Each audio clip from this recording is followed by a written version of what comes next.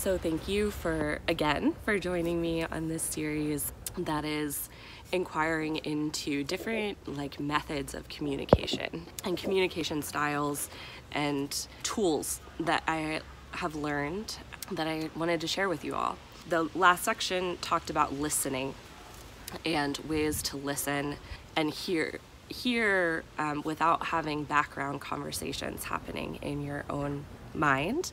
And this next one is about conversation and speaking, because listening is one part and then speaking is another part. I think that especially for me, when I'm in a difficult situation for me to resolve, I'll lean heavily on listening without grounding myself in my truth and speaking from a place of honesty and caring. In difficult conversations, and when difficult things come up, sometimes we need to do things.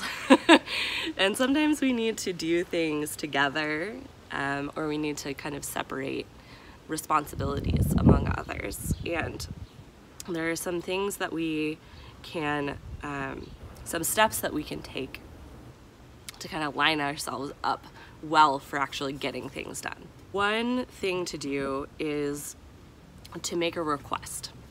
And when you're making a request of another person, to be specific, very specific about the request. And this is a thing that can take some practice getting used to, but requesting exactly what it is that you want, the time by which you would like to have it or receive it, or the time by which you would like it to be done, and to ask if the person is willing or able to do the thing.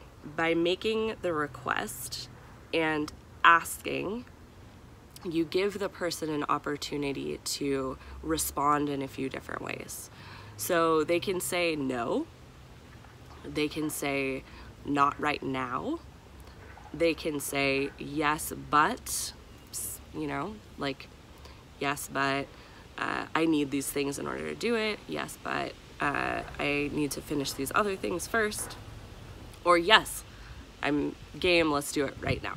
It's important to give people the opportunity to have a response to a request, instead of just making a demand. When you make a demand, it doesn't take into consideration all the myriad of things that are happening with this other person. And when you make a request and you follow that up with a question about whether or not they're willing and able to help, then it turns it from a conversation of dominance to a co-creative, collaborative conversation. And that's what we're shooting for. We want to co-create with the people that we're working with the people that are, on our team, and with the people that are on other teams in other organizations that we're trying to accomplish things with. Common breakdowns that can happen in these conversations are not being specific enough, neglecting to specify who will be doing the thing or who you're asking to do the thing and by when, asking for a behavior change rather than an action. When you're making a request about a change, making it about the action is something that is possible for a person to take action on. But making it about a behavior others the person. It brings you into this either or, right or wrong conversation. And in wanting to have a collaborative conversation, we want to move towards requesting actions instead of requesting behavior changes. And then the last thing is penalizing others for when they say no, when they decline to do something. I have been talking pretty openly about strong boundaries and the importance of saying no. It was actually a Bible study years ago that the title of it was called The Best Yes. And it was, I think, a 6 or an 8 week series that we looked into what we were saying yes to and what we were saying no to.